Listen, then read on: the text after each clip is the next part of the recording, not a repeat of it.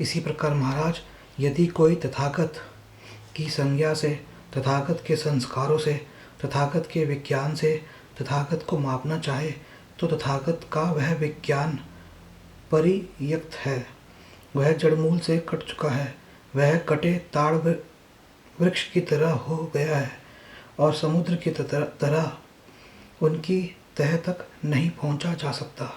इसलिए यह भी नहीं कहा जा सकता कि तथागत मरणांतर रहते हैं, नहीं रहते हैं।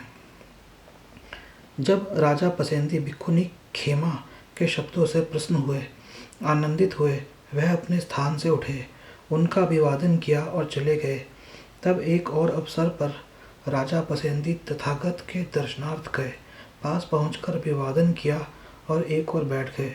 इस प्रकार बैठे हुए उन्होंने तथागत से निवेदन किया, भगवान कृपया बताएं कि क्या तथागत मरणांतर रहते हैं।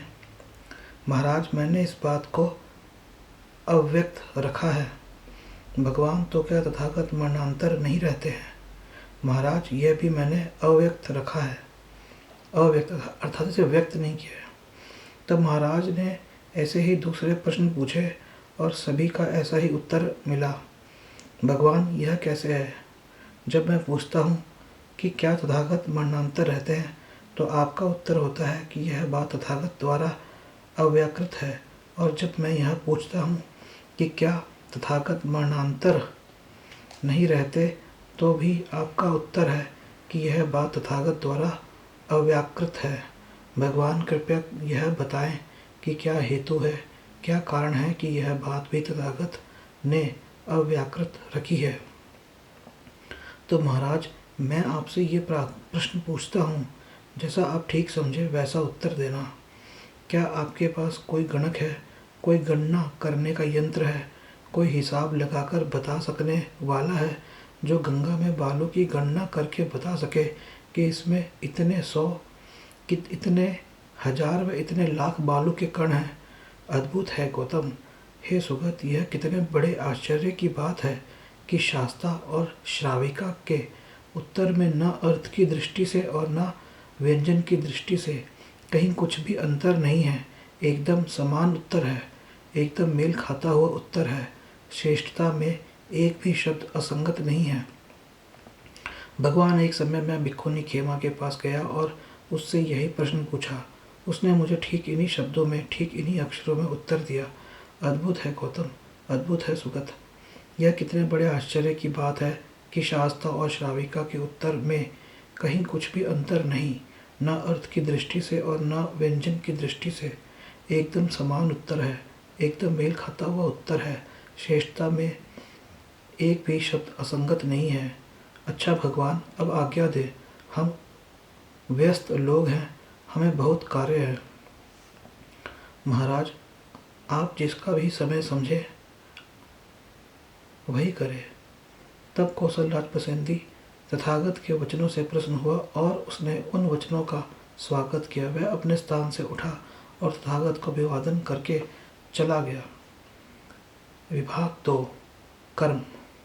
क्या बौद्धों का कर्म का सिद्धांत ब्राह्मणी कर्म के सिद्धांत के समान ही है। बुद्ध के धर्म का कोई भी दूसरा ऐसा सिद्धांत नहीं है जिसने इतनी भ्रांति पैदा की हो जितनी इस कर्म के सिद्धांत ने। बुद्ध के धर्म में इस कर्म का क्या स्थान है, इसका वास्तविक महत्व क्या है, यह पहले ही बताया जा चुका है। अनभिज्ञ हिंदू नासमझी के कारण केवल शब्दों की समानता की तुलना करके कहते हैं कि बौद्ध धर्म वही है जो ब्राह्मणवाद अथवा हिंदू धर्म है।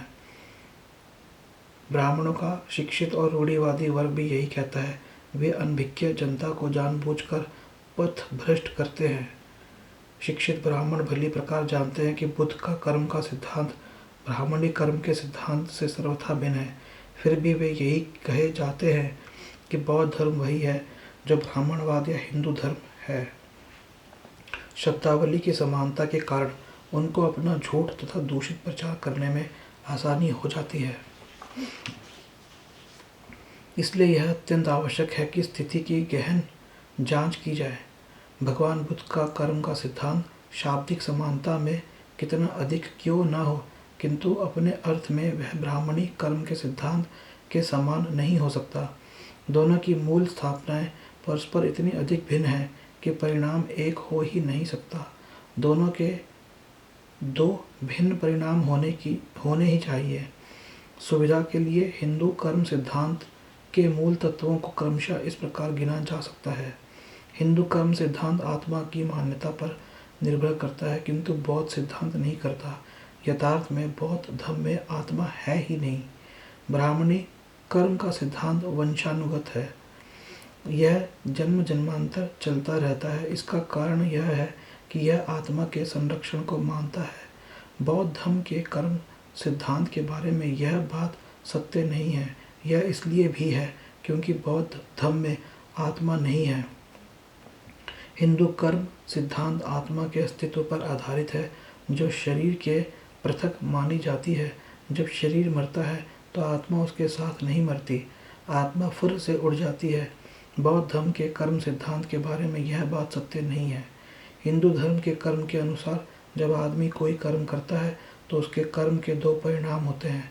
एक तो कर्म करने वाला प्रभावित होता है, दूसरे उस कर्म का उसकी आत्मा पर प्रभाव पड़ता है। वह जो भी कर्म करता है उसका आत्मा पर प्रभाव पड़ता है। जब आदमी मरता है और आत्मा उसका शरीर छोड़कर निकल भागती है तो आत्मा उन संस्कारों से संस्कृत रहती है। ये संस्कार ही हैं जो उसके भावी जन्म और स्थिति को निर्धारित करते हैं। हिंदू आत्मवाद बौद्ध अनात्मवाद में कुछ भी मेल नहीं है।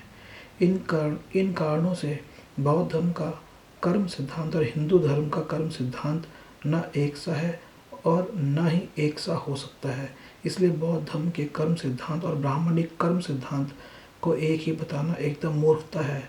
अधिक से अधिक यही कहा जा सकता है कि इस धोखेबाजी से सावधान रहो।